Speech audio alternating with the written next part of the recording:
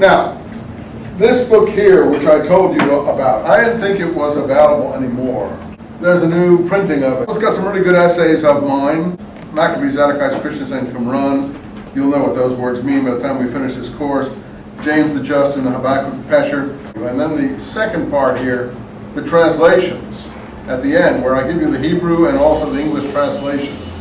I'm going to use my own translation because I think it's better, as I told you, than the ones that you have a monopoly or the group of scholars controlling the scrolls. One person in particular, a man called DeVoe, who was very important in the whole history of Dead Sea Scroll studies. He was a Dominican priest. And he, it was told me by people who knew him that they looked at everything when it came in. And he and his colleague, a man called Father Millick, DeVoe's assistant, they had this school, the Ecole Biblique, also called the French School in Jerusalem. It's actually found at the end of the last century in order to, well, since archaeology was getting very popular in mid and late 19th century, so certain people who were theologically conservative felt that there had to be some control over this. That's the word control I'm talking about. People's minds might be affected or infected by these new ideas. So you had to have a school that would make the results of modern archaeology palatable to the believing community, that would filter and interpret the results so that faith and belief would not either be affected or undermined. And that was the original warrant of the Ecole Biblique, and they did their job extremely well when the Dead Sea Scrolls came on. Because of the political problem in Palestine at that time, when the scrolls were discovered in the middle of the Arab-Jewish First War in 1947-48, there was really no one on the scene who could step in and take control of the situation other than them. And through the partition and other political activities that occurred, they were able for 20 years till 1967 to get total control of the Dead Sea Scrolls, and it chose what scholars would do research into the Dead Sea Scrolls. And then when the Israelis took over that area and it became the theoretical titular controlees, they didn't exercise that control because they were afraid of displeasing people high up in Vatican authority and church politics. It was thought politically unwise to interfere. And since the Israelis weren't particularly interested at that time in the Dead Sea Scrolls, they actually gave the situation that had existed from 47 to 67 a new lease or warrant on life for another 20 years until the late 80s, when we led the campaign to crack the monopoly. And part of that was done right here at Cal State Long Beach. Part of it was done up at the Huntington Library up in San Marino and so on, and some of our activities together with the Huntington Library. I was the consultant to the Huntington Library on their decision to open up their archives that they didn't even know they had. Someone had left them the archive and they were unaware what it was, and things like that. But I'll tell you that story as we proceed. But in any event, the monopoly on how the scrolls were looked at, how they were published, what was published, who published them, and how they were interpreted was for 40 years controlled by this school in Jerusalem that had been put into existence the previous century to do exactly what they did relating to the scrolls. They reduced them to innocuousness. That is, when they were done, by the time they were done, nobody was interested in the scrolls by 1980 something. And originally in 1940s, people were thrilled by the discovery of these Hebrew manuscripts. Cross is one of the principal American scholars who worked on the scrolls with the École Biblique, and that's why Harvard became a center of scroll studies, because once you worked with the École, he was there in the American school. At the time the scrolls came in, he and a few other people, they worked together with the DeVoe team. And he then, as a young scholar, he immediately then got hired at Harvard. And Harvard's been a center of scroll studies ever since. And they had all the manuscripts. Therefore, they could make superstars out of any scholar that went there. Just give them a manuscript to study and they would immediately be better than anyone else in the field, or at least looked upon with more admiration. So he's still functioning. Elegant book when I read it at your age, and I since came to doubt it seriously. But I was impressed by it, I have to say, when I read it, because it was very well written and was quite elegant. But I now think he missed a whole host of important factors and points, and primarily because he was not a scholar of the period we're talking about. This period is called the Second Temple. And when was the first temple destroyed? 600 BC, 585, I think. By whom? Nebuchadnezzar, Babylonian conquering king. And after that, Babylonian captivity, because he took away some of the ruling classes, which was the custom in these conquests. Cross really was an expert in the Old Testament. You know, he did things like Canaanite poetry. That was his main speciality. And that was back like 1,000, 2,000 BC. That was his speciality. He really didn't understand early Christianity. He had some knowledge of it, of course, but he didn't understand it very, very well. He couldn't see the connections or overtones with early Christianity. He didn't really understand the history of the church. He wasn't a critical scholar of the New Testament. And these things relate to the New Testament. So if you're going to work on these materials, you have to know the New Testament backwards and forwards, upside down, in order to see if there is a relation. Maybe there is not. I think there is. And they're from the same period. So whatever you say, they were deposited in the caves around the same time as the New Testament. Some of it was supposed to have been written. Whether they were written at that time is what scholars try to question, but I think that you'll find a lot of the documents were written at the same time as the New Testament did. Abraham. Since we want to start at the first place. Everyone claims descent from Abraham. Muslims think they're descended from Abraham. Same as Paul makes the claim, we are the real children of Abraham, we Christians, because our belief is like Abraham's. The Jews are the children of Hagar. How many are familiar with that statement he makes? It's in Galatians. It's in Galatians 3 or 4.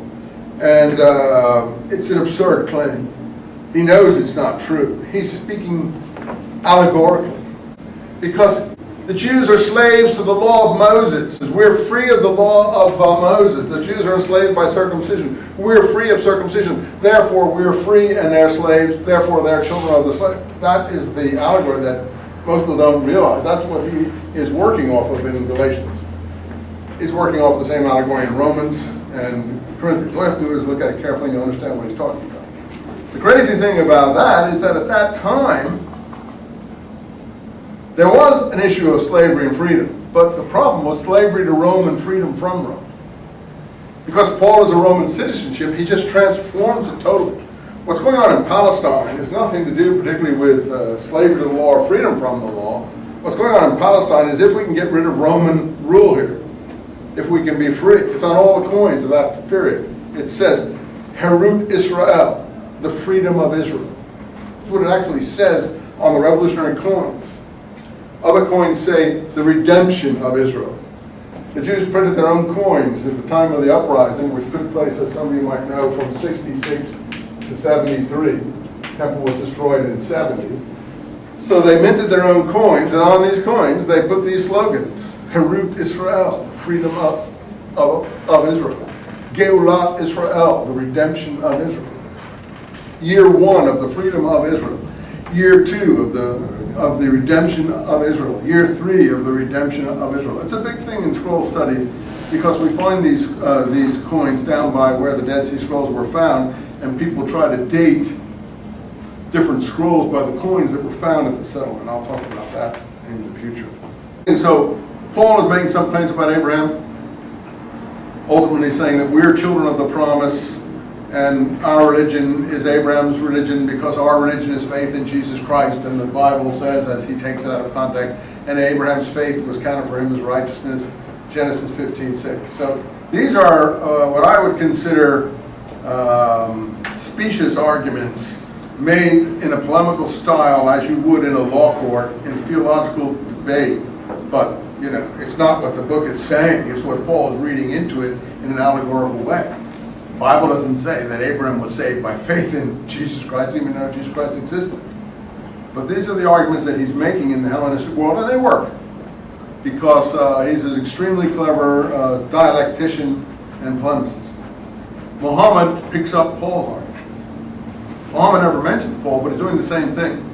Whereas Paul's saying that the religion of Abraham came before the law, the Moses law came after, therefore Abraham could not have been saved by the law. Muhammad says, oh, okay, Abraham and Ishmael, his first son, whom we are descended from, came before Jacob and Israel and the Jews and the Hebrew tribes. Therefore, we're the true heirs of Abraham. And secondly, we are heirs because Abraham is the first Muslim too. Because Islam means surrender to God, and Abraham in the Bible surrendered to God's will, so he's the first Muslim. He did this when he sacrificed Isaac, when he was tested. But Muhammad changes this. He says he did it when he sacrificed Ishmael.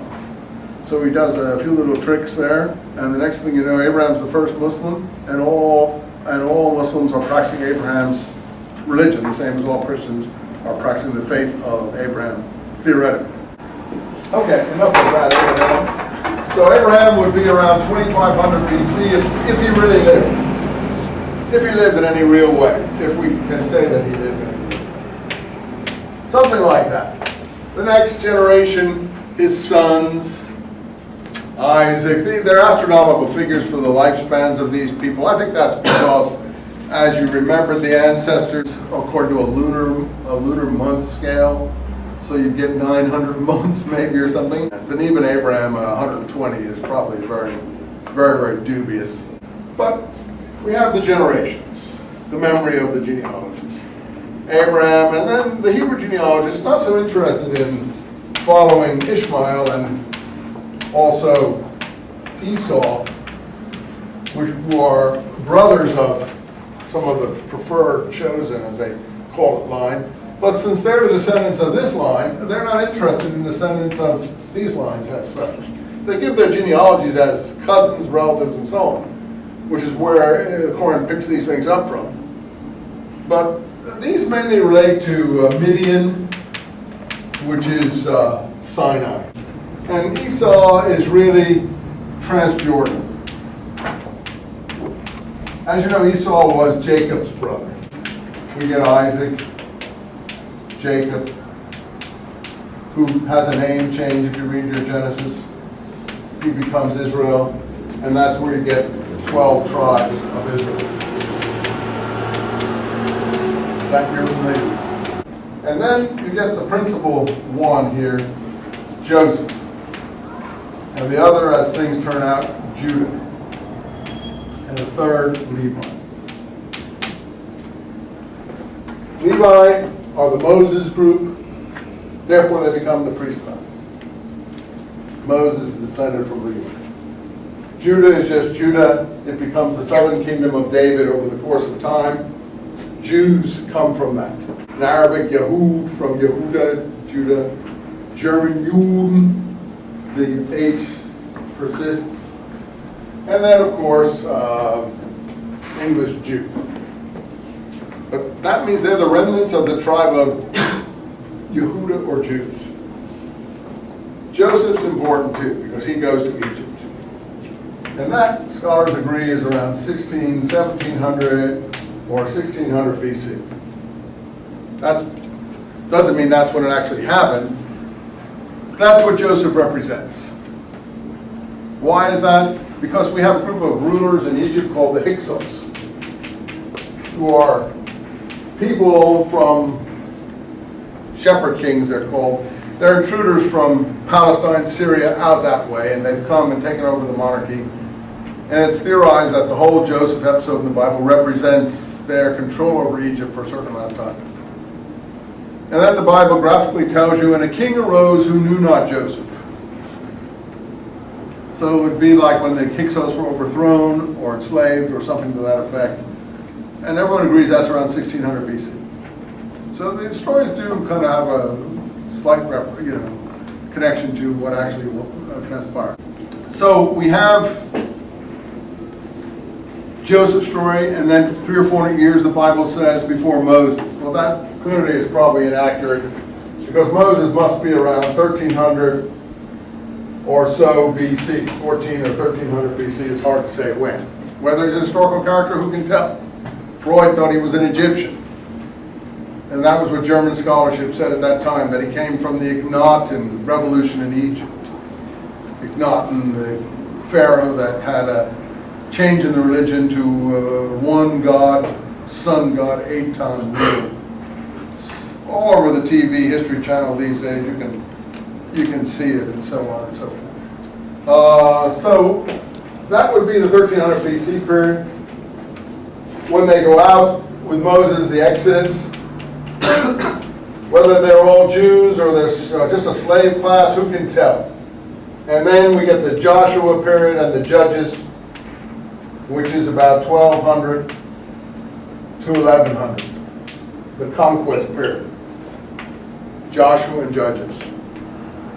And then as the tribes consolidate themselves, we get the David period, which is about 1000 BC.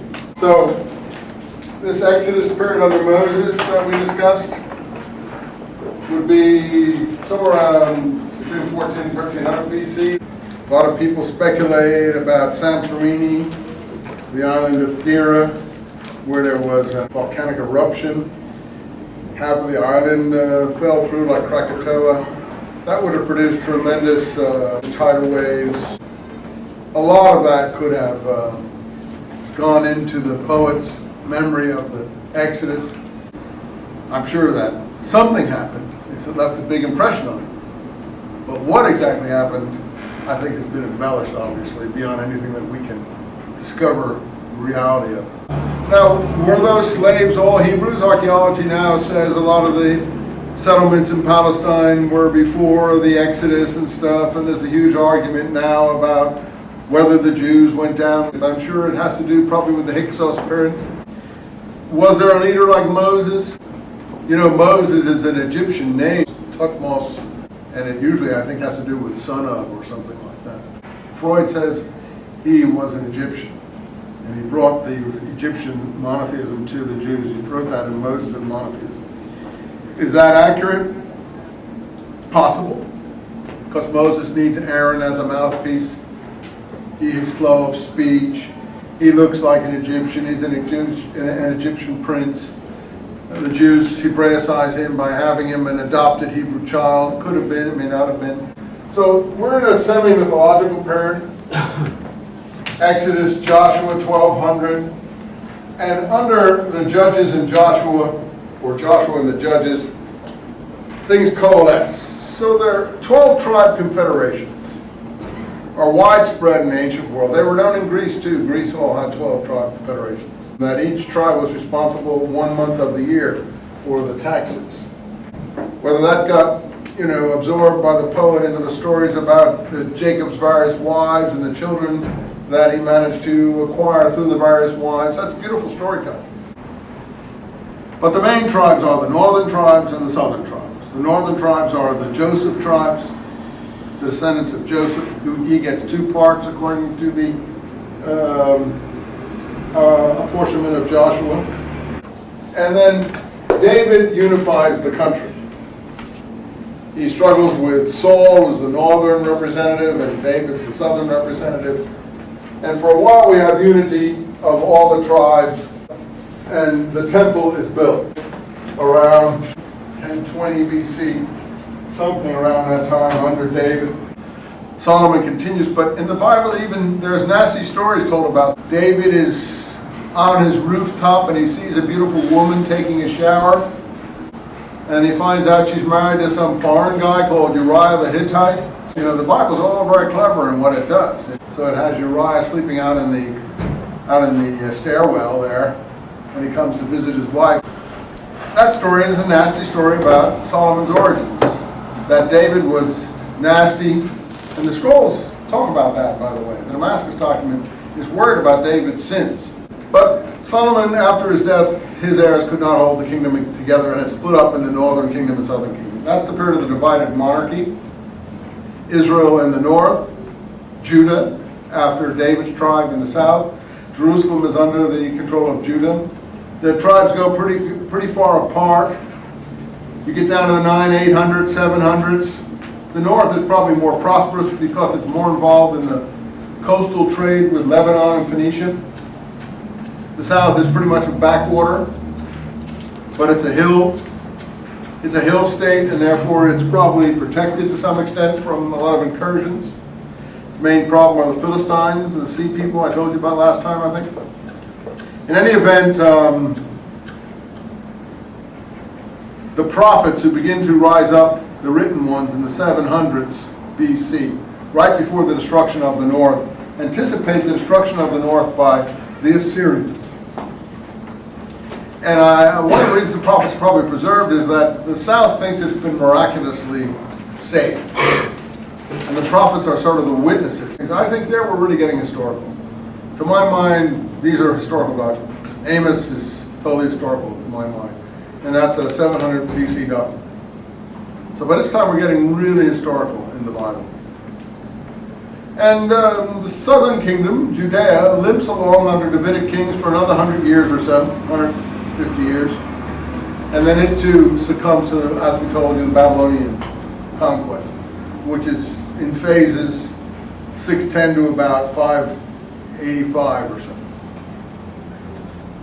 And then the temple is destroyed. You get into a period of Babylonian captivity, and the northern residue of the northern groups became known over time by the New Testament period as Samaritans, after the capital of Samaria. And that's the person you get in the New Testament as a Samaritan. The Babylonian captivity. How many were taken away? We don't know. But I assume some people stayed on the land. And what happened about 50 years later, when the first returnees come back, the king is Zerubbabel. And something happens to him because we don't, and he comes back with another high priest also called Jesus or Joshua, Ben Yehosadek. He comes back with this Zerubbabel. We have a dual leadership there. Somehow the Davidic leader comes to a bad end, probably because he was seen as an insurgent or a subversive and tried to set up a kingdom or be a revolutionary. But I think we still have a picture of him in Isaiah. Isaiah is a prophet who represents several stages of writing. An early stage, probably a middle stage, a later stage. Anyway, one of the stages just pictures a suffering servant.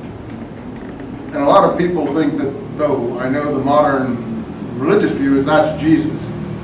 But let's face it, this is written 500 years before Jesus. And it's a picture of something that was happening at that time. And a lot of people think it's something that would happen to Zerubbabel. And by the time Palestine re-emerges into written or the light of history, we have a kind of priestly colony, or what would you call it, a semi-independent country, something, semi-autonomous country under the Persian rule, which is ruled by priests, it's theocracy, if you will. And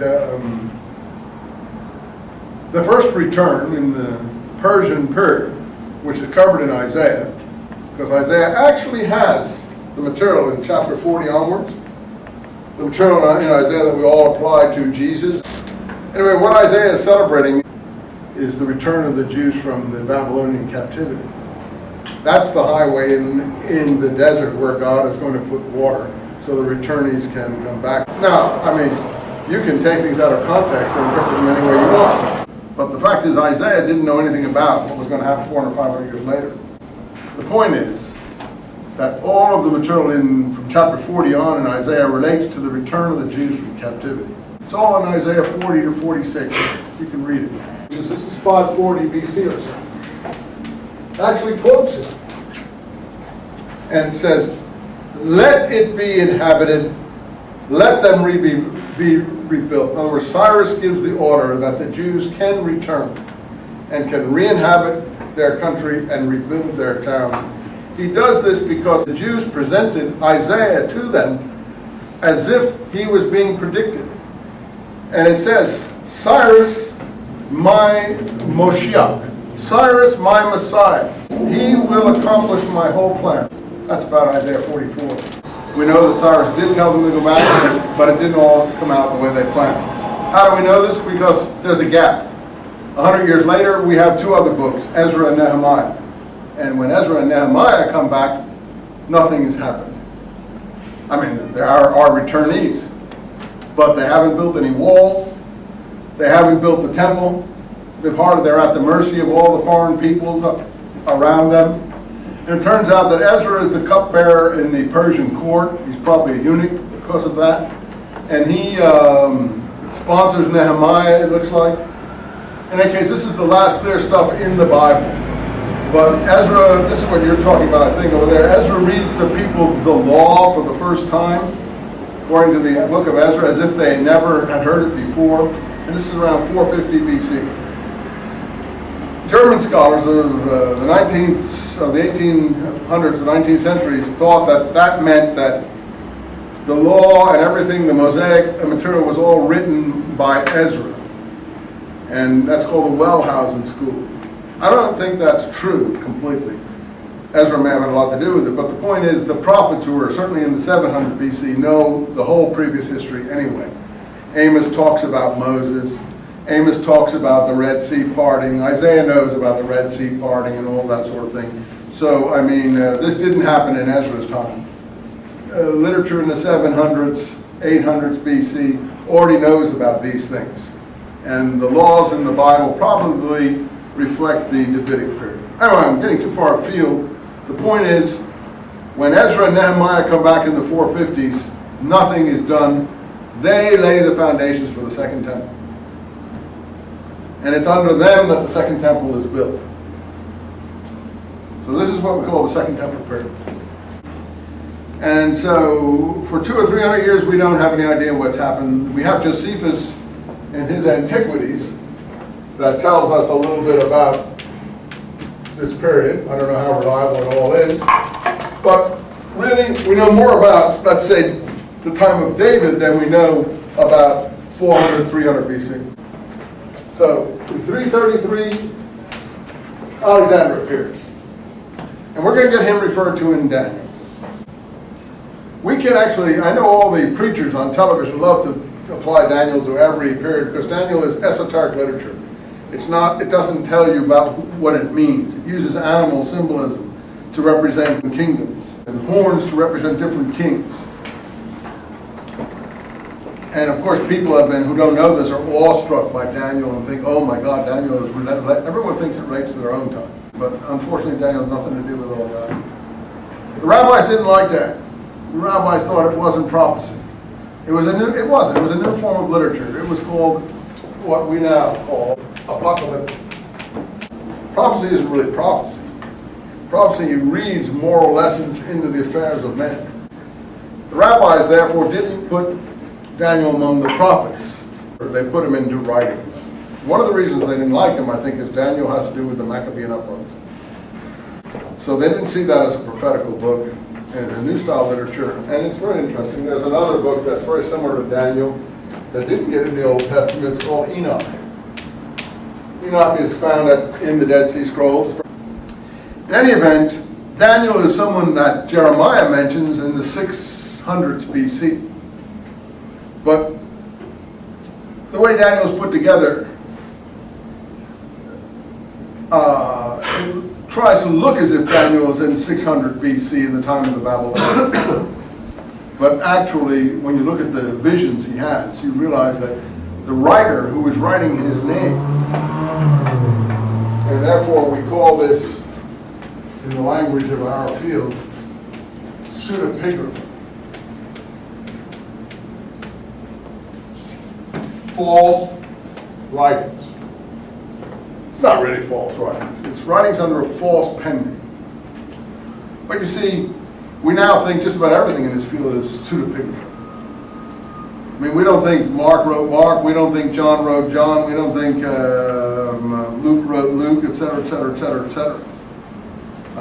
So scholars actually think all books are mostly pseudepigraphy. And in Greek history, as it developed, the Greek historians were willing to put their own ideas into other people's mouths. That was normal. Thucydides was the first one. Thucydides wrote the history of the Peloponnesian War, if you're familiar with that. That was the time of Pericles and the Acropolis in Athens. And he could give you Pericles' whole speech. He didn't give you Pericles' whole speech. He made up Pericles' speech. That's what the Greeks thought it was okay to do, that you could write someone's speech for them. So when you read an ancient speech, they didn't have any tape recorders. You always have to ask, was you there, Charlie? That's the question. When we get these different speeches by different heroes, I don't want to mention any names, we think those were historical. They may or may not be. If they are, someone had to put them to memory and preciously pass them down. If not, someone made it up and wrote their own ideas into that person's mouth. A very famous philosopher did this. Ever hear of Plato? Socrates? Plato put all his ideas into Socrates' mouth. How many have read Plato? So when you read Plato, you're reading about Socrates, aren't you? Well, we don't know if it's Socrates' ideas or Plato's ideas half the time. Because every idea Plato had, he attributed to Socrates. And he made Socrates his mouthpiece. And that was considered legitimate in Greek philosophical and historical writing. In any event, Daniel is presented as being in the Babylonian period. But from different prophecies that we're going to look at now, the author knows everything that happens, more or less, down to the period of the Maccabean uprising, which is 175 or so BC, covered in the Maccabee books, supposedly, which are not in the Jewish Bible, but are in the Greek Bible. Why don't the Catholics celebrate Hanukkah? It's all announced in their Bible. The Jews celebrate Hanukkah, but they don't have any books about it. Because their Bible didn't have the Maccabee books. They were conserved in the Greek-Latin Bible, what we call now the Apocrypha. So, the writer of Daniel, and Daniel seems to be sort of a hodgepodge of a lot of different traditions, some of which might be quite old. But the person who finally put it all together, his information comes down to the Maccabean uprising, and we can actually precisify it. We can say that he knows that the uprising took place, but he doesn't know the outcome. For instance, he doesn't know Judas Maccabee is killed. So he's an eyewitness to the events in question. He knows that the temple has been desecrated. He knows that the abomination of the desolation referred to in the New Testament in the Gospels has been put up in the temple. He knows what the abomination of the desolation is, even though most people nowadays don't. What is the abomination of the desolation? It's a phrase which he refuses to call what the abomination is what it is. It's the statue of the Olympian Zeus, which the Greeks built in the temple instead of the Hebrew altar in the Maccabean period. He has a Hebrew word, I don't know what it is, but he has a Hebrew word that he puts in place of that Olympian Zeus because he won't speak it. And that comes out in Hebrew as abomination of the desolation in English. In other words, he won't say Olympian Zeus, he curses it in effect. So he knows that that's happened. He knows everything is in ruins. He knows there's a war going on. He knows the saints, who is the Maccabean army, the saints of the Most High God, are going to win this war, but he doesn't know how, why, and when. And he doesn't know that the leader of the saints, Judas Maccabee, is killed.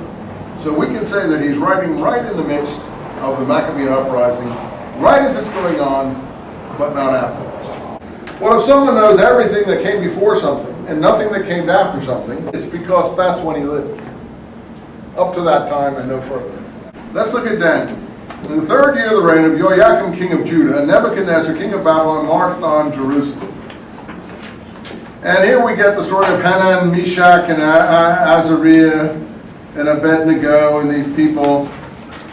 And Daniel, you see in line 7, is also has a Babylonian name. He's called Belteshazzar. It's all very confusing. This might be old material. We don't know about this material, and I am not going to judge this material. But newer material, if this is old material, has been tacked on. So this material has Daniel living at the time of Nebuchadnezzar, and he's also got a Babylonian name, Belteshazzar. But later on, Belshazzar is a Babylonian king, and we don't even know anything about it. So how he differs from Belteshazzar, I don't know. This book is terribly confused. But what's interesting is chapter 2. The king has a dream. 36. There was a dream. Now we will explain to the king what it means. Daniel interprets dreams like Joseph. You, O king, king of kings, Babylonian king, to whom the God of heaven has given sovereignty, power, strength, glory, sons of men, the beasts of the field, the birds of heaven, wherever they are. He's entrusted to your rule, making you king. You are a golden head. Now we get the prophecies. And after you, another kingdom will rise, not as great as you. And then a third, of bronze, which will rule the whole world. Then a fourth kingdom, hard as iron that shatters and crushes all, like iron that breaks everything to pieces. So 4 kingdoms. So this is the mysterious nature of Daniel that can apply to any time and place. It will crush and break all the earlier kingdoms. Daniel always comes up to this 4th kingdom, which is probably Alexander the Great. In this particular version, it's not so clear, but later versions in the book will be clear. That's Alexander the Great. The feet you saw, part earthenware, part iron, are a kingdom which will split in 2, but which will retain something of the strength of iron, just as you saw the iron and clay of the earthenware mixed together. The feet were part iron, part earthenware. The kingdom will be partly strong, partly weak. And just as you saw the iron and clay of the earthenware mixed together, so too will be mixed together the seed of man. But they will not hold together any more than iron will blend with earthenware. In the time of these kings, the God of heaven will set up a kingdom which shall never be destroyed. And this kingdom will not pass into the hands of another race. It will shatter and absorb all the previous kingdoms, and itself last forever. Just as you saw the stone untouched by hand break from the mountain and shatter iron, brass, earthenware, silver, gold, the great God has shown the king what is to take place. The dream is true, the interpretation exact. What do we have here announced for the first time? We're on our way to Christianity. That's why probably the rabbis don't like this book. Because it's talking about what? The eternal kingdom. The eternal kingdom, the kingdom of heaven. This is the first real discussion of the kingdom of heaven. It's not that they're against anything as such as Christianity, it's just they don't like books that get people worked up. And they blame the war against Rome, which is why they got rid of a lot of these books. They couldn't get rid of Daniel, it was too highly thought of. They got rid of the Maccabee books out of the Jewish Bible because they blamed the war against Rome on books like the Maccabee books. That they worked the people up and made them resist unnecessarily. So chapter 3, more about Nebuchadnezzar, the famous thing here about Azariah in the furnace. These are all old pieces probably of Daniel. Not really terribly interesting. Line 37 of chapter 3.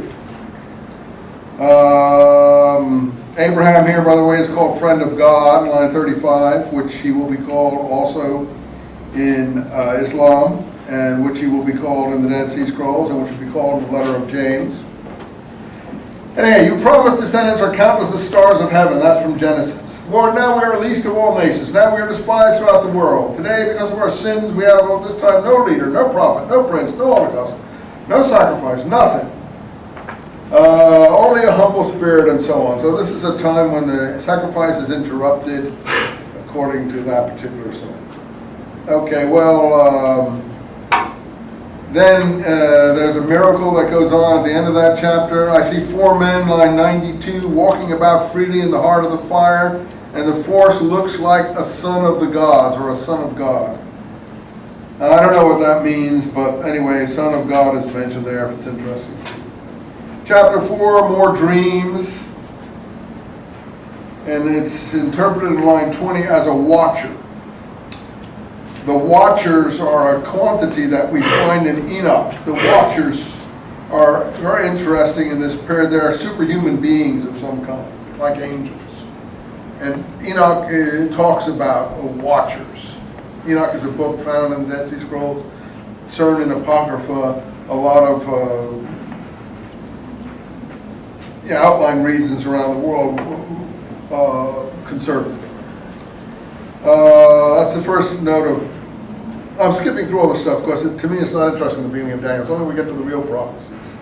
Chapter 5, King Belshazzar gave a great banquet. What do you mean King Belshazzar? I thought Daniel was Belshazzar. Who's Belshazzar? I don't think the writer knows, really. We're getting all kinds of kings. Daniel's still living. Look at line 30 here. The numbering gets pretty skewed here, so it's hard to follow it. The same night, the Chaldean king Belshazzar were murdered, and Darius the Mede received the kingdom. Darius the Mede? We're in the Persian period now. I mean, this is supposed to be Nebuchadnezzar, 600 BC. Now we're in like about 400 BC. This is the Medes and the Persian. Darius is not even the first king. He's one of the kings after Cyrus. Cyrus is in 500. Darius is in the 400s, I think, or, early mid-500s. Anyway, I'm not a great expert on Persian, but you see, now we're in Darius. Like line 26, King Darius then wrote to all men, I decree in every kingdom my emperor, let them tremble with fear before the God of Daniel. He is the living God. He endures forever. His sovereignty will never be destroyed. His kingship will never end. He sets free, works signs and wonders in the heavens and the earth. He saved Daniel from the power of the lions. And Daniel flourished into the reign of Darius and the reign of Cyrus the Persian.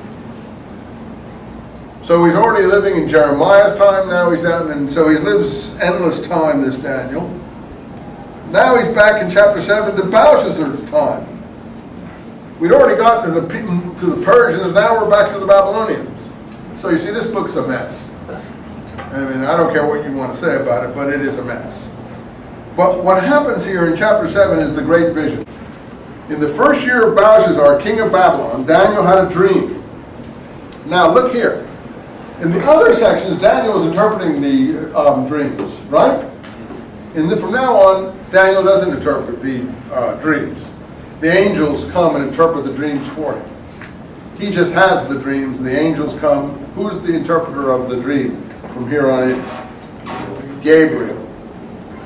And by the way, the Muslims know this stuff because they read their Bible at that time. So who's the Prof? Who's the angel that reveals things to the prophet? Gabriel. Gabriel. But the first mention of Gabriel is here in the book of Daniel. Here in the book. Okay. So this is where Gabriel comes from, and we're going to meet him in a minute. Let's look at this quickly. Daniel had a dream of visions that passed through his head as he lay in his bed. He wrote the dream down, and this is how it began. Daniel said, I saw visions in the night. I saw 4 winds of heaven restoring with great sea. 4 great beasts emerged from the sea, each with the other. The first was a lion with eagle wings. Here's the representation of kingdoms and kings. The wings are usually the kings. And I looked, its wings were torn off and it was lifted from the ground. That's probably the Babylonians. The winged lion was their symbol. The second beast I saw was different, like a bear, with 3 ribs, probably the Medes of the Persians. I have some footnotes here. It says that these are the Medes. 3 ribs of the 3 kings, whoever the Medes kings were. They were in a joint empire with the Persians. Up came the command, eat quantities of flesh. After this I looked and saw another beast like a leopard, the Persians, with 4 birds, 4 kings of the Persians. My footnotes give you their names, I think. I don't really care. We can look at that. It had 4 heads and power was given to it. See, this is what they object to. This is not prophecy, this is apocalyptic now. Weird symbolic dreams that you don't know what they mean. Next I saw another vision, in visions of the night. I saw a 4th beast, Alexander the Great. Fearful, terrifying, very strong. It had great iron teeth. And it ate, crushed, trampled underfoot what remained. It was different from the previous beast. It had 10 horns. The Seleucid kingdom succeeding Alexander the Great, the 10 kings until the evil king. That's what I mean. He brings us right down to the Maccabean period here. The 10 Seleucid kings down to the 11th horn. The 11th horn is Antiochus Epiphanes, the one who fought the Maccabees in the Maccabean uprising, which I will tell you about next week. While I was looking at these horns, I saw another horn. That's Antiochus Epiphanes. And we'll find that it matches up with the Maccabee books. Sprouting among them a little one. 3 of the original horns were pulled out by the roots to make way for it. And this horn I saw had human eyes and a mouth full of boasts. Does he like this 11th horn? No, he hates it. He hates this 11th horn. Thrones were set up. One of great age took his seat, God. His robe was white as snow. His hair and his head was pure as wool. His throne was a blaze of flames. Its wheels were burning fire, Ezekiel's picture of the chariot. If you know Ezekiel. A stream of fire poured out, issuing from his presence 1,000,000 waited on him. 10,000 times 10,000 stood before him. A court was held. The books were opened. It's great literature, though, you have to admit. It's a lot of fun. The great things the horn was saying were still ringing in my ears, Antiochus Epiphanes.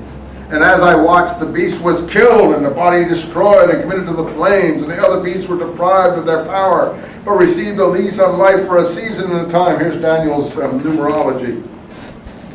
And I gazed in the visions of the night, and I saw, this is the most famous passage from Daniel that's picked up in the New Testament, one like a son of man, coming on the clouds of heaven. I saw coming on the clouds of heaven one like a son of man. He came to the one of great age, who was led into his presence, and on him was confirmed sovereignty, glory, kingship. Men of all peoples, nations, languages became his servants. His sovereignty was an eternal sovereignty which shall never pass away, nor will his empire ever be destroyed. This, in Christianity, is the prophecy of Christ Jesus. So there's one problem here, and that is the word like a son of man. You see, it's in Aramaic, but if you look at it carefully, and you'll see that that is the way it is. It is not the Son of Man, you see, as the Christian scripture starts to talk about Jesus. When you see the Son of Man doing this, when you see the Son of Man doing that, Son of Man in Hebrew is just Ben Adam. Ben Adam is son of Adam. Adam and man are the same word. It's a normal thing in, for instance, Israel today. You say, hey, be a Ben Adam. Be a man. Ben Adam actually means man. It means you're a son of Adam. A son of man. A son of Adam.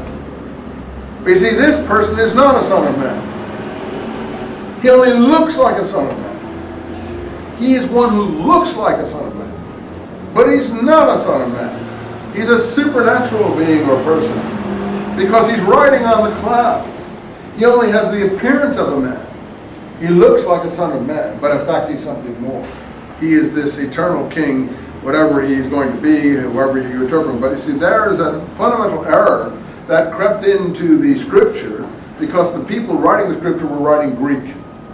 And they didn't understand Hebrew conceptualities, and they were reading manuscripts in translation. And they began to think that one like of Son of Man was the Son of Man because they didn't understand Hebrew. Who's the first prophet that calls himself Son of Man? Well, if you read Ezekiel, you'll know. Ezekiel addresses himself over and over again as Son of Man, prophesy. Prophesy unto the winds, prophesy unto this, prophesy unto that. Ezekiel's a great prophet, and he uses Son of Man to refer to himself. It's a self-designation because he's a son of man. He's a son of Adam. He is not supernatural. He is not a son of God. But this being here only looks like a son of man. But he is not a son of man because he's on the clouds. He has an appearance of a son of man, but he's something more. And that's really what Daniel is saying, if you are fair. Not if you put your belief in the way. I'm just pro the manuscript. And the manuscript says this. There's no such thing as the Son of Man in the Hebrew, in the Hebrew lexicography or vocabulary prior to the New Testament. But they think there is. They think this is what's expected, the Son of Man. And they're getting it from here, but they're misreading it. Look at the text. The text does not say the Son of Man. There's no text in any Hebrew book that says the Son of Man. Son of Man is a general phraseology applied to men. as opposed to gods and angels. If you're a Ben Adam, you're a man. See, if you knew Hebrew, you would know that. Because, Ben Adam means to anybody who knows Hebrew, hey, behave, be a man, be a Ben Adam, be a son of Adam. Adam is the father of all mankind. So there isn't a the Son of Man, but you see, the people who think there is a the Son of Man have taken Daniel.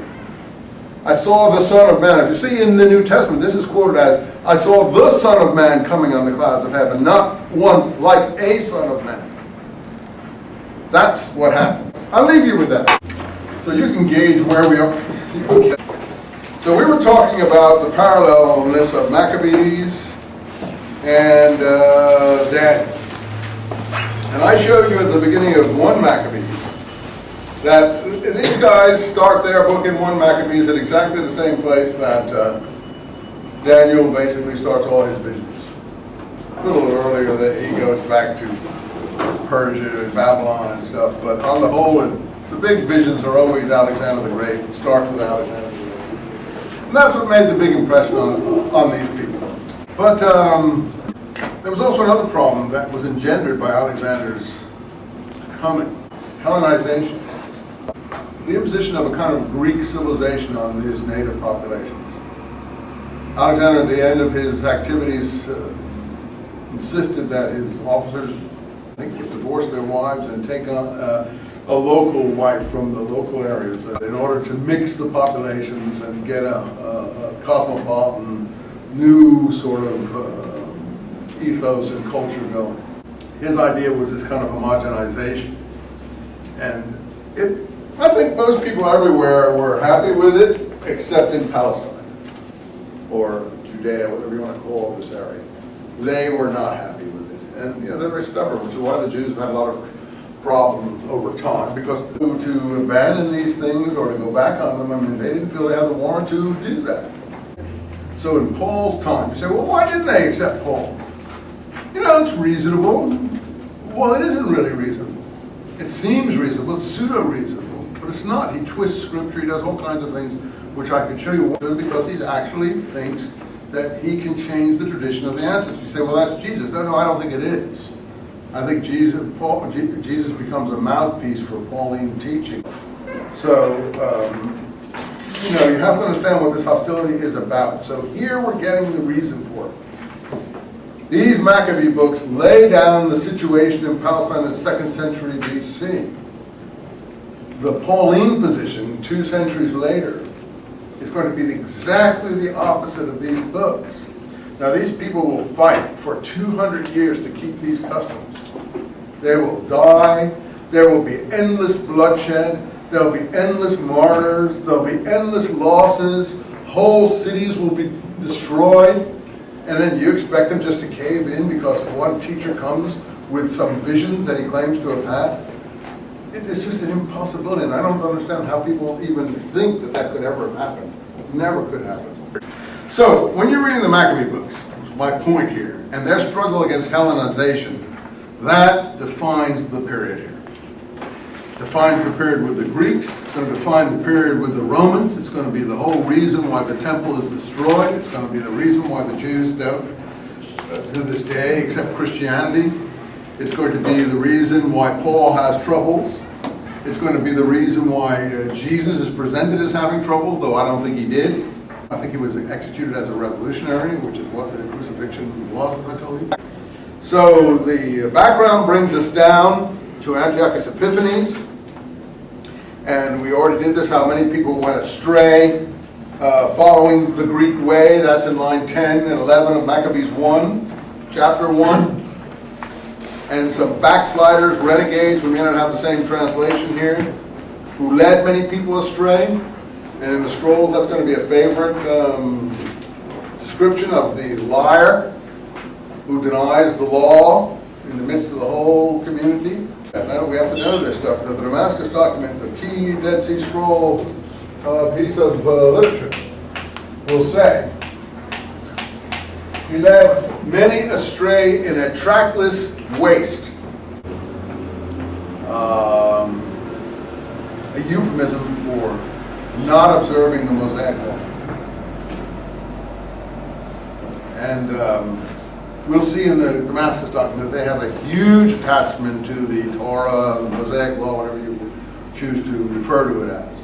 And they don't only have a huge attachment, they want to reinforce it and even make it more hard and fast, that your attachment to it has to be, totally.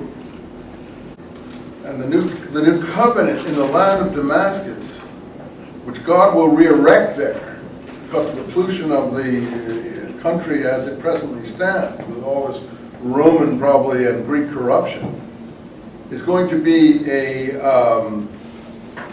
as it said, to separate the holy things according to their precise specifications, and not the opposite. Now in the New Testament, the new covenant is going to be in the blood of Christ.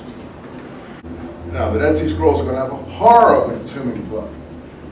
And even in the book of Acts, if we ever get to it and refer to it sometimes, when James meets Paul and gives his instructions to overseas communities in Acts 15, and Acts is not a very friendly book to Palestinian thought, one of the prohibitions or regulations that James puts upon Paul was stay away from things sacrificed to idols, strangled things, meaning carrion, fornication, and blood. So when you get someone saying the new covenant is the consumption of blood, even symbolically, you say, yeah, it's a new thing. What? It's a new thing in that some people want to Hellenize this part of the world. Those are from Greek mystery religions, Osiris, Isis, Mithra, and Jesus, the figures through whom they're doing this Hellenization process, if you want to call it, or Romanization by this time, is presented as not only allowing, but making this a blessed sacrament, if you want. Well, if that's a sacrament, and that was part of it, then his closest associates never knew it. Because his closest associates forbid the consumption of blood, even after his death. So they don't know it. So something is wrong somewhere, and the issue is, I think, the people who are trying to Hellenize versus the people who are not willing to Hellenize. So here we have the book against Hellenization. These people, the renegades, the backsliders, they lead many people astray. Come, they said, let us reach understanding with the nations, Gentiles around us, because since we have separated ourselves, many misfortunes have overtaken us. And so they started observing these sort of idolatrous, if you like, observances from the point of view of the author. Now, if I were Paul, I wouldn't like this book.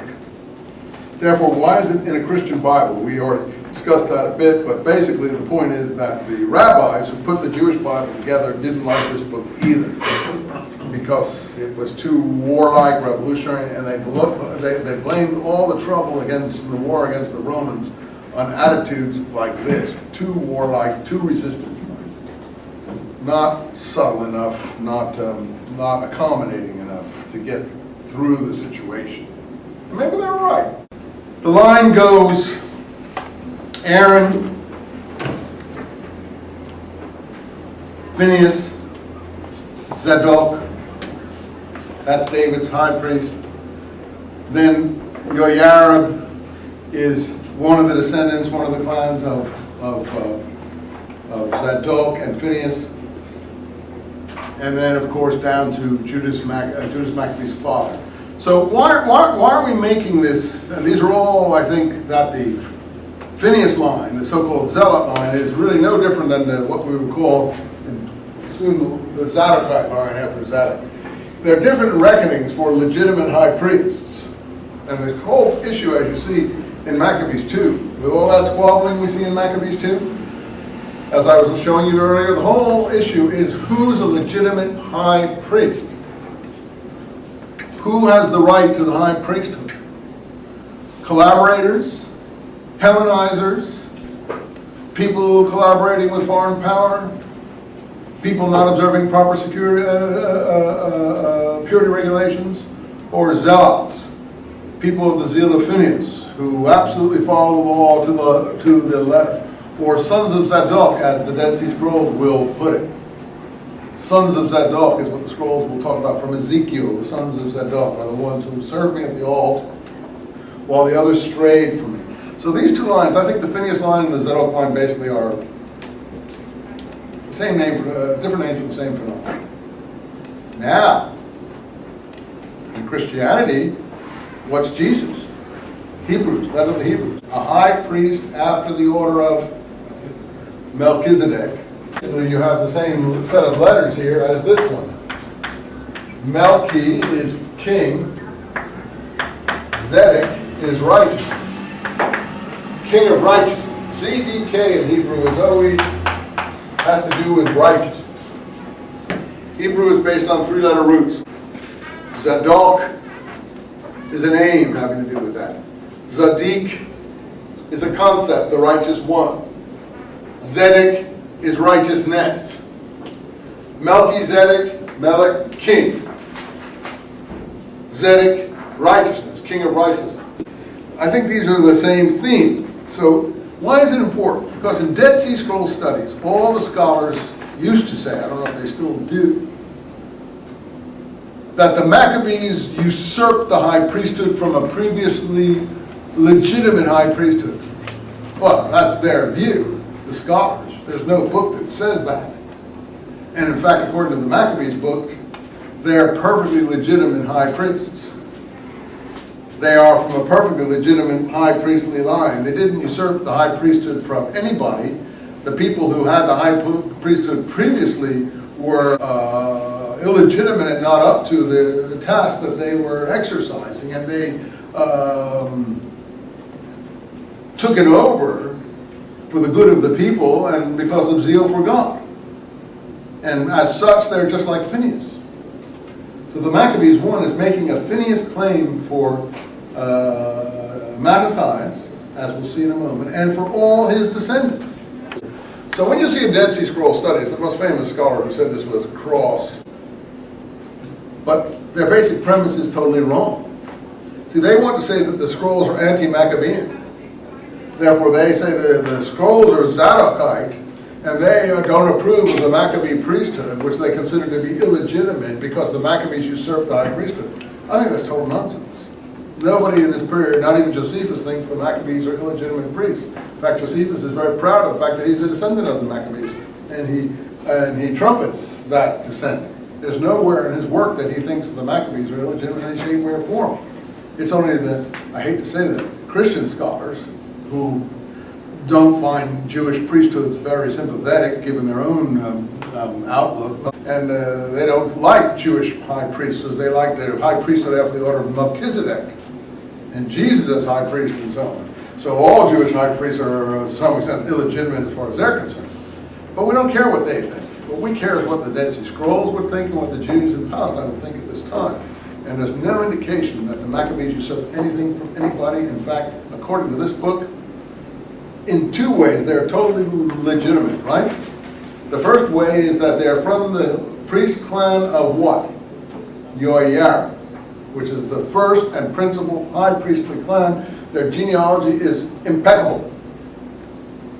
Two, they exercise the zeal of Phineas. They have a double claim in this book to the high priesthood. Let's see how they exercise the zeal of Phineas now.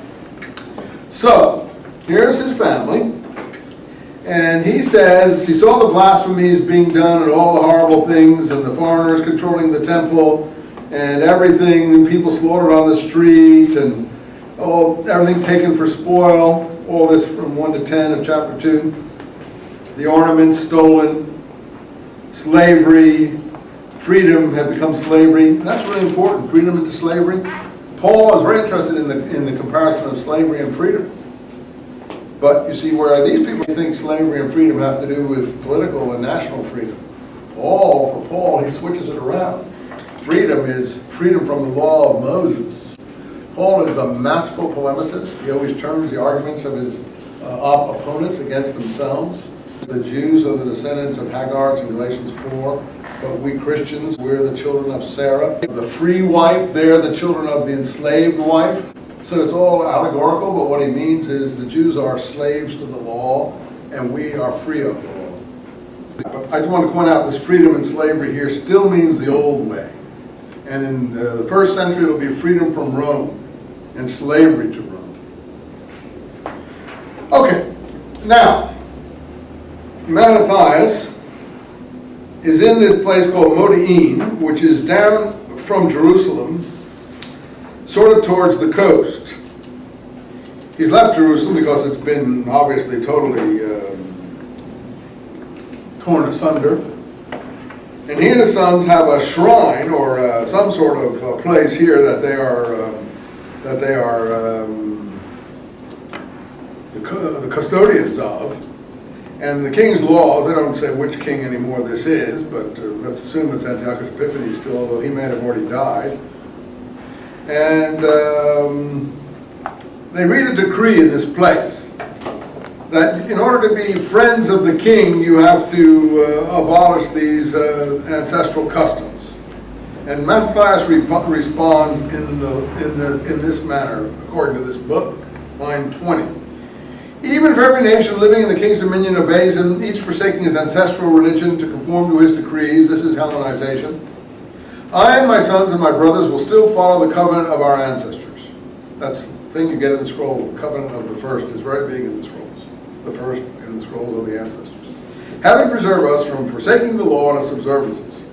As for the king's orders, we will not follow them. We will not swerve from our religion either to the right or the left. That's also in the scrolls. That in the Damascus document, you do not go from the right or to the left from the law. And then he saw, when he finished this speech, a Jewish person came forward in the sight of everyone to offer sacrifice on the altar at Modi'in, as the royal edict had required. And when he saw this, he was fired by, here it is, zeal to the depth of his being, and he gave vent to his legitimate anger and threw himself on the man and killed him on the altar. Not a very nice scene, but what's he being? He's behaving like Phineas here. So these priests are not very peaceful. Now I understand why Christian scholars probably don't like these people, but they are Palestinians. And at the same time, he killed the king's commissioner, who was there to enforce the sacrifice, and tore down the altar. And here is the comment of the narrator. In his zeal for the law, now we know what this means, he acted as Phineas did against Zimri in the wilderness. Then Mattathias went through the town, shouting at the top of his voice, let everyone who has zeal for the law and takes a stand on the covenant come and follow me. He then fled with his sons out into the hills of the wilderness, as you might, however you want to put it, leaving all his possessions behind in the town. And this is the beginning, according to Maccabees 1, of the revolutionary movement in Palestine against the Hellenistic incursions. Now, that's Maccabees 1. Maccabees 2 has a different picture, as we said. There's no Mattathias. But the interesting thing about Mattathias is the claim that Maccabees 1 portrays him as making. Zeal for the law. And it's a Phineas, so it's going to, therefore, the reason for this is it devolves on all his descendants. And finally, to the hero, ultimately, of this book, is John Hyrcanus, the next generation, who Josephus will then tell us about in his work. We'll go to Josephus to find out about John Hyrcanus. And when we do that, we'll go up through the end of the Maccabees to the coming of the Romans, the coming of the Herods, and the Jesus period, basically, and then the war. So we'll get the whole history from this period on in Josephus. But let's finish this book, shall we, if we can? Do you see that what's being raised here is that claim of a zealot high priesthood? So we get two legitimate claims here. One, genealogy. Two, behavior.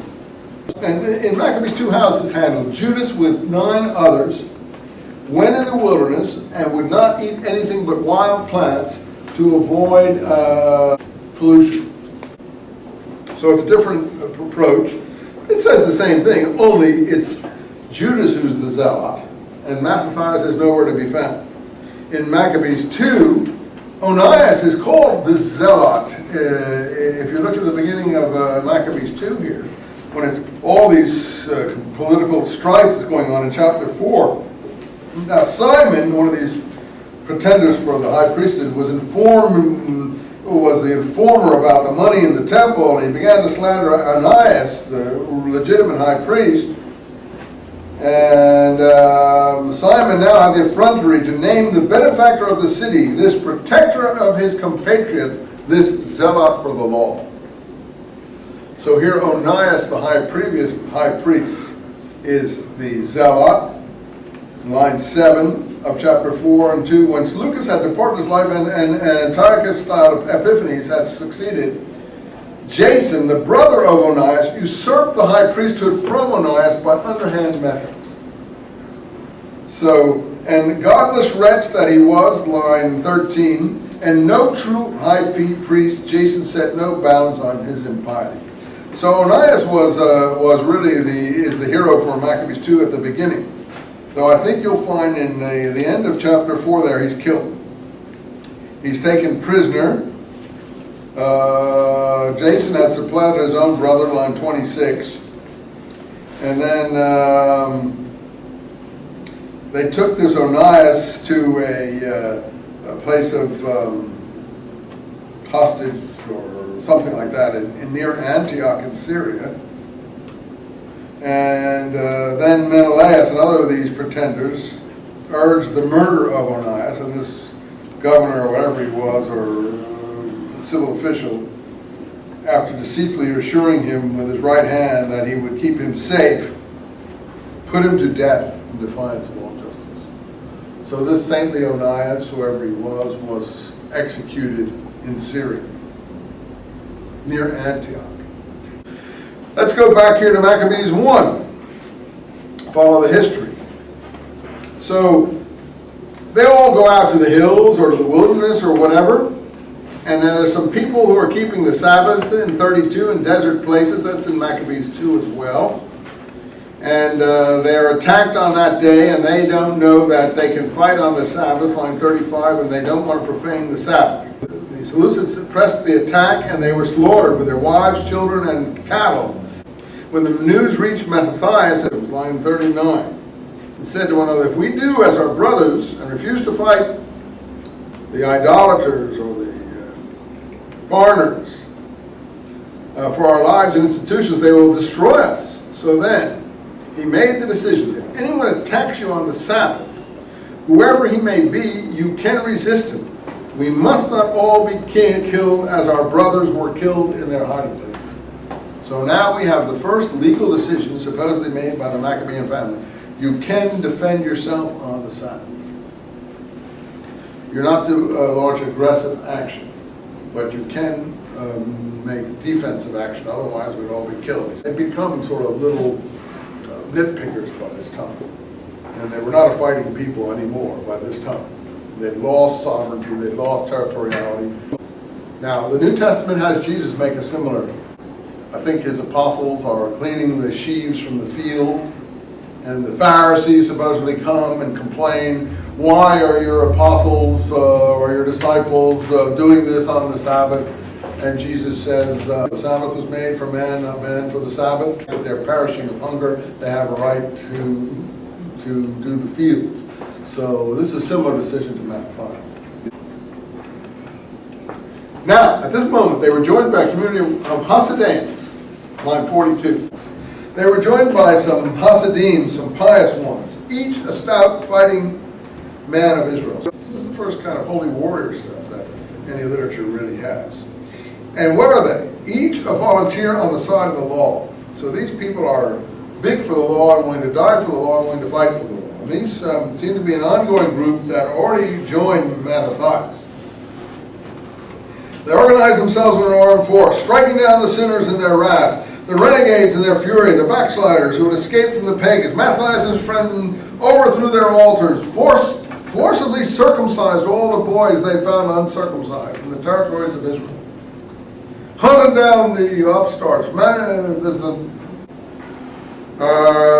Mattathias, his days were drawing to a close. He said to his sons the following testament. My children, have a burning fervor means zeal. Have a burning zeal for the law. Elijah is presented as having a burning zeal for the law. Phineas has a burning zeal for the law. And give your lives, martyr yourself, for the covenant of the forefathers of the first of the ancestors. I contend that this will be right in the spirit of the Dead Sea Scrolls when we look at them. Remember the works, not deeds, performed by our ancestors, the first, and you will win everlasting renown and great glory. Was not Abraham tried and found faithful? And was not that counted for him as righteousness? This is the basic passage Paul uses to almost create his form of Christianity. It's used in Romans and Galatians. It's Abraham's faith counted for him as righteousness. And then Paul says that's how we're saved. We don't need works. Works being of the law for him. And therefore, faith in Jesus Christ saves. He just takes the next step that the faith being talked about is Jesus Christ. But that's not, of course, implied in the original passage. The letter of James opposes it. Oh, you foolish man, don't you know that Abraham was justified by works also, was tested by God, and therefore he was called a friend of God? It's all in James 2. And therefore, that's how we're saved.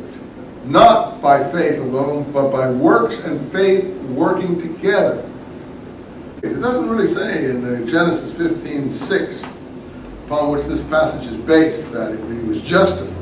It actually says that it was reckoned to him as righteousness. Paul translates that into Greek as he was justified by faith. But who's next? Joseph. We don't even talk about the other generations. Jacob, Isaac are left out. He maintained the law in time of stress. Phineas, our father.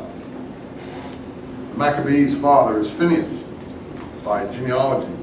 He had a burning zeal too. And he receives the covenant of the everlasting priesthood. So, again, twice said. Then Joshua, conquest. Caleb, who conquered the southern part. David, his generous heart, inherited the throne of an everlasting kingdom. Elijah, again, a prophet with zeal for the law, and then down into Daniel, Hannah, and Azarach, Mishael, and so on and so forth. My children, be men, be courageous for the law, and you will have glory. Here is your brother Simon. I know he's a man of sound judgment. Listen to him all your lives. So here's already Matthias appointing Simon. Let him take your father's place. So this book is pro-Simon, not pro-Judas. Judas is just a fighter, but not the main guy in this book. Right? Right there you have it. And here's Judas. Let him be your general, conduct the war, keep the law, exact vengeance, pay back the foreigners, hold fast to the ordinance of the law, and he died when he was 146. Yeah, sure, I believe that. In any case, now Judas Maccabee chapter 3 starts, and that basically picks up where Maccabees 2 chapter 6 and 7 picks up. But let's look at how the Hasideans are portrayed here. Quickly, let's turn over. We'll come back next time to finish this up. Thought I wouldn't finish today, but we're almost there. Chapter 7 picks up an important episode in Maccabees 2 as well, about Alchemus, another renegade who goes to Demetrius, who's now the king because Antiochus Epiphanes has died. And he presents himself before the king, and he's called by 9 godless, but he wants to get the high priesthood from this foreign king. And when he comes back, the Hasideans are presented as deserters. First among the Israelites to ask for peace were the Hasideans. They reasoned this way: this is an Aaron line priest, therefore he's genealogically okay, who has armed force. He won't wrong us. He will not attempt to injure us, and they believed him, and he arrested 60 of them, and he executed some of them. So this Alchemus was not a nice fellow. But here you see the Hasideans are presented as not really good supporters of Judas Maccabee, right? They're a fair weather, they'll follow anyone who's a legitimate high priest. But let's look at Maccabees 2, which has the same episode at the end in chapter 14. And then we'll go home. Let's look at this. Chapter 14. 3 years after this, Judas and his men learned that Demetrius, son of Seleucus, had landed at the port of Tripoli with a strong army and a fleet, and that he had occupied the country and had killed Antiochus, his tutor Lysias. A certain Alchemus, a former high priest who had willfully defiled himself at the time of the uprising, realized whichever way he turned, there would be no safety for him or any more access to the holy altar. Therefore, he went to King Demetrius and tried to get the priesthood from him. Presently, he found an opportunity that suited his purposes. When Demetrius called him into council and questioned him about the dispositions and intention of the Jews, he replied, "Those Jews called Hasideans, who are led by Judas Maccabee, are warmongers and rebels who are preventing the kingdom from finding stability. That is why, after being deprived of my high priesthood, I mean the hereditary dignity, the high priesthood, I have come to you now. And so on and so forth. So, here, the Hasidians are presented as being the cause of the unrest in the country. They don't go over to Al-Chemus. They're not willing to recognize Al-Chemus. In fact, according to Maccabees 2, what are they? They are the followers of Judas Maccabee par excellence. They are Judas Maccabee's army. How are we going to resolve this conundrum? I do it in Maccabees Atticus Christians, you'll see if you want to read that, but in the resolution of this conundrum, we will discover the birth of the Pharisee party. We will discover the birth, what you'll get basically in Maccabees 1, I will contend next time, is the birth of the Pharisee party. So in all these things, we're going to see how the Pharisees are born. And the Hasidians are not as Maccabees 1 presents them. I think they are as Maccabees 2. Unless, and this is the point I'm going to make next time, there are two groups of Hasidim. One,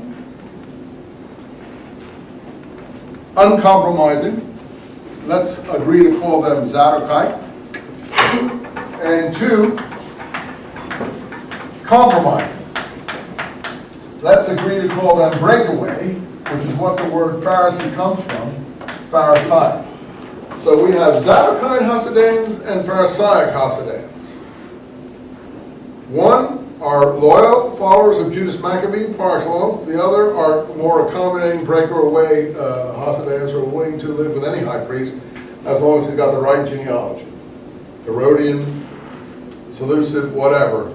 In time, it's my contention, and I'll talk more about this next time, the Hasidian part drops out, and we have two groups left, Pharisees and Sadducees. Both claiming descent from the Hasidian movement. See you there next time. Dead Sea Scrolls to me are the first group, the Zadokite Hasidians. I think we're getting to where we need to be. Saw two different groups of Hasidians. One in Maccabees 1, one in Maccabees 2. The one in Maccabees 1, as they're first introduced, we hear that each one a stout fighting man on the side of the law. And the next thing we know, they're crumbling under the pressure of a person who's gotten the high priesthood from political machinations at the Seleucid court, which is in Antioch. 1 Maccabees 7. Al-Chemus, called a godless wretch here in 7:9. And the first among the Israelites who asked for peace terms were the Hasidians. And there's something wrong there. And how can they be two kinds of Hasidians, particularly when we look at Maccabees 2, and we find out that the Maccabeans were the followers of Judas Maccabee par excellence. And in the same discussions in Maccabees 2, at the end of Maccabees 2, we hear Al-Chemus telling the Seleucid authorities that the country will never settle down as long as these people are allowed to function. And the Pharisees are not mentioned in this book. The Sadducees are not mentioned on either of these books. They're just forming. And what I have finally concluded from this is actually the birth moment of the Pharisee party. Because if you look at Pharisees and hear people speak about Pharisees, if you actually listen to rabbis speak about Pharisees, they seem to think Pharisees come from Hasidians too. And certainly we would assume at some point when we talk about Essenes, Josephus, he speaks about at least three groups of Jewish parties. You have the Pharisees, and all these groups get into the New Testament, you see, which is obviously picturing a later period. We'll discuss if it's reliable or not. I don't think it is, because the New Testament is using a code.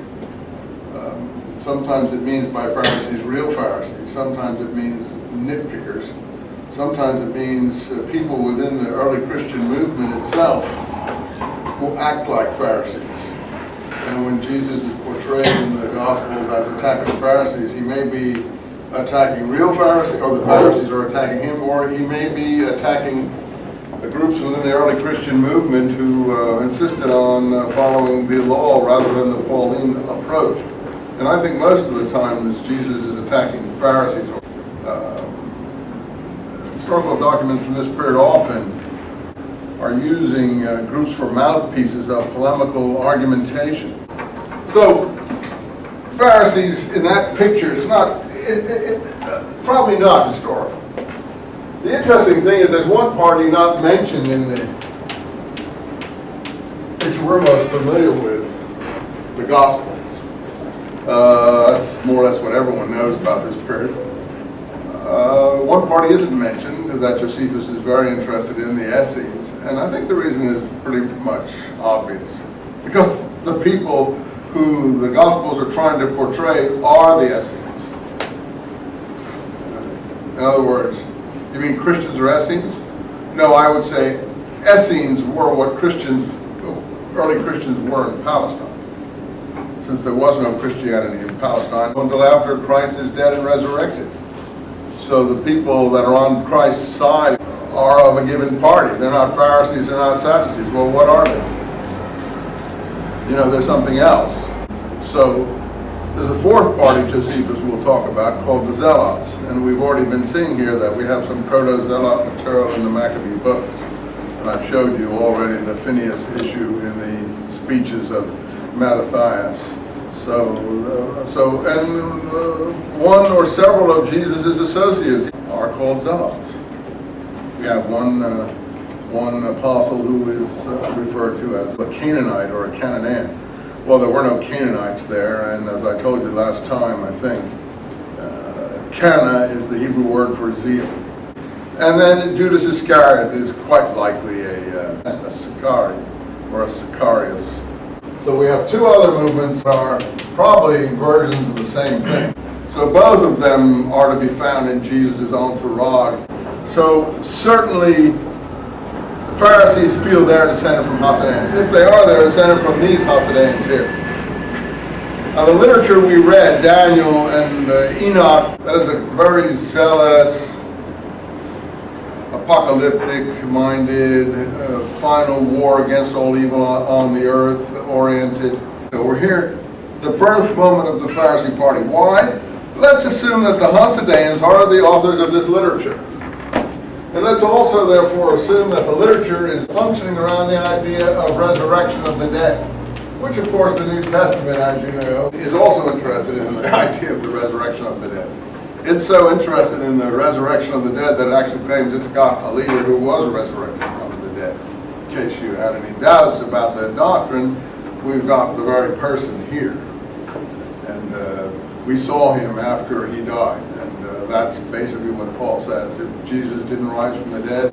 So well, where did this doctrine of resurrection of the dead come from? Why is it being used?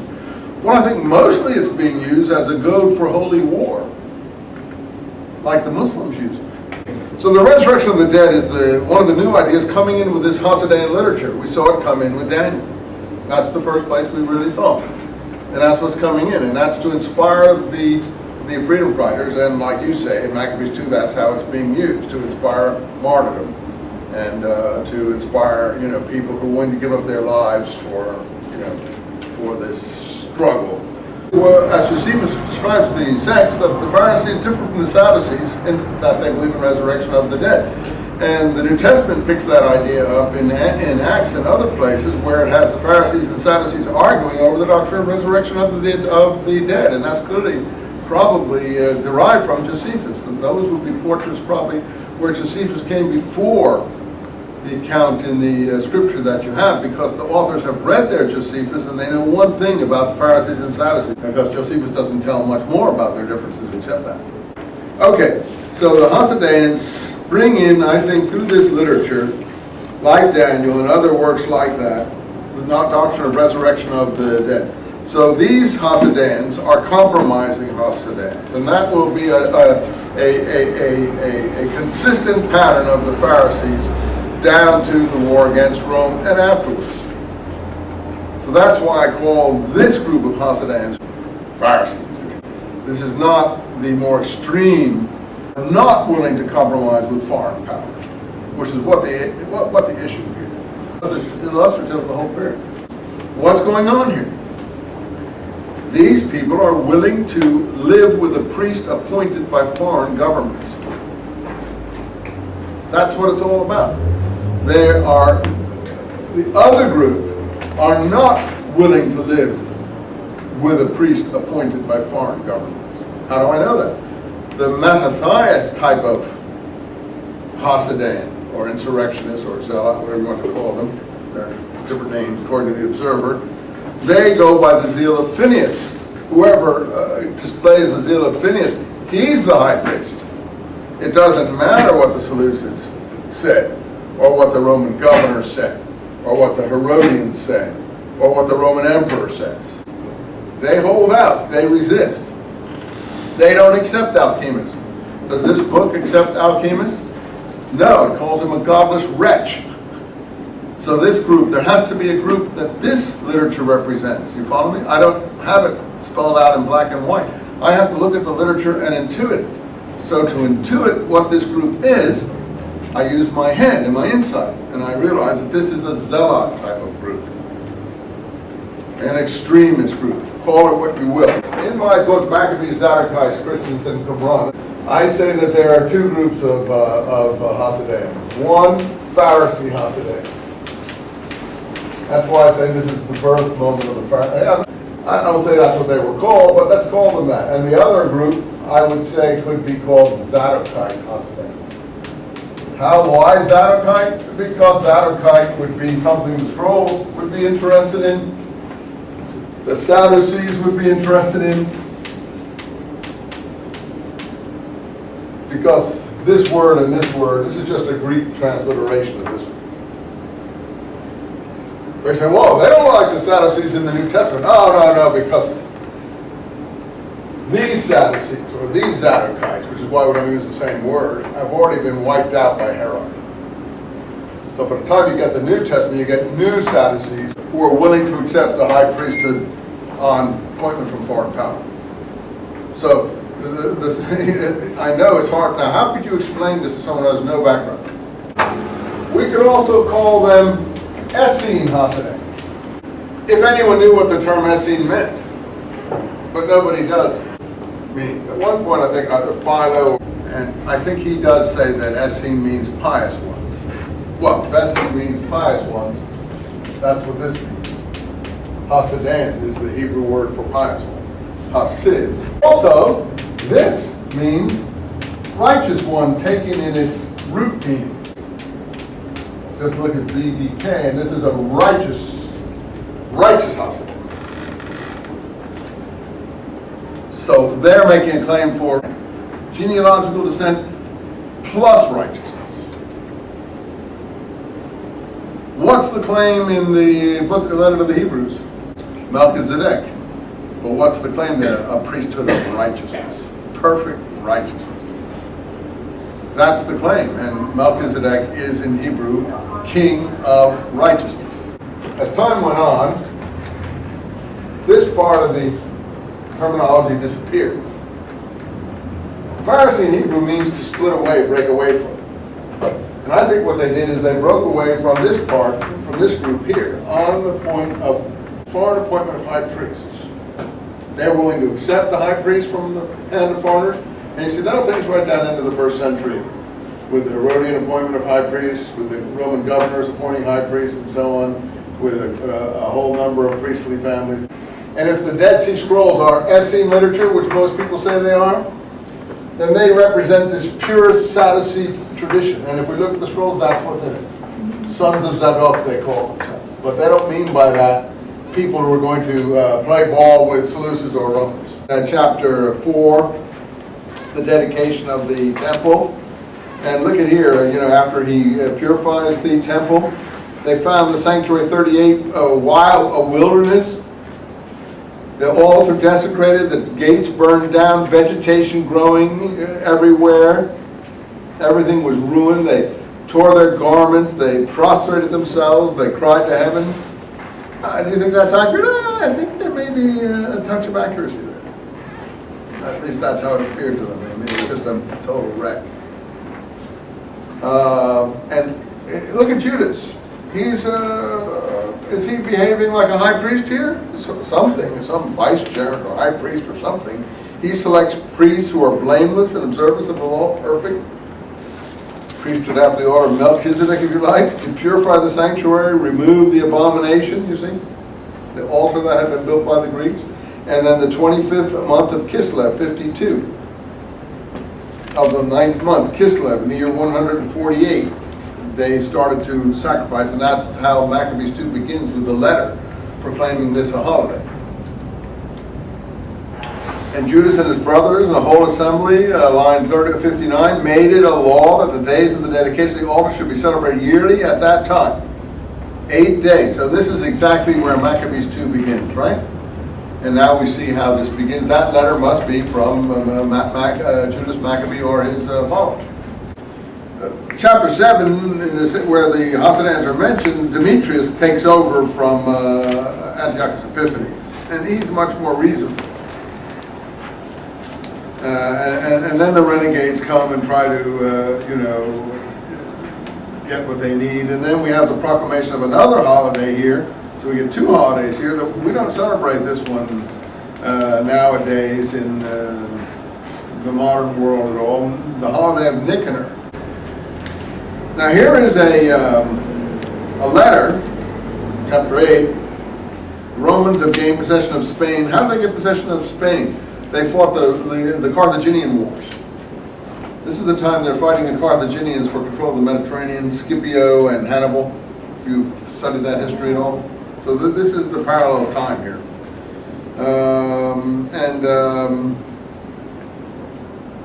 Judas sends a letter to them, or an embassy, line 20. And his brothers, with the Jewish people, have sent us to conclude a treaty of alliance. By the way, is there any indication that Judas is usurping anything? I mean, does anyone object to his doesn't seem to from this picture. So the idea that he's an illegitimate leader and that he usurped the high priesthood and all of this that you get in Dead Sea Scrolls studies is just so much imaginary. He put a copy of this on bronze tablets. So important documents and treaties and things, record of peace and alliance, are put on copper or bronze. The Dead Sea Scrolls we found two copper documents. They turn out to be lists of temple treasure. Dead Sea Scrolls scholars say they're imaginary lists. How could the Essenes or the Scroll people have anything to do with the burying or hiding of temple treasure? People didn't put imaginary things on copper scrolls. They only put imperishable things on copper scroll. Very important documents. So that's just, this is the problem in scroll studies. Demetrius, chapter 9, doesn't like all this. He sends an army here to avenge this death of Nicanor. So Judas isn't so smart. And Judas falls in this battle. So this book is willing to, unlike Daniel and Maccabees 2, talk about Judas' death. Jonathan and Simon took their brother and buried him in the family tomb in Modi'in. So there's a family tomb in Modi'in where they come from. Line 19. So then after Judas' death, all the renegades came out of hiding. And things slid back from bad to worse.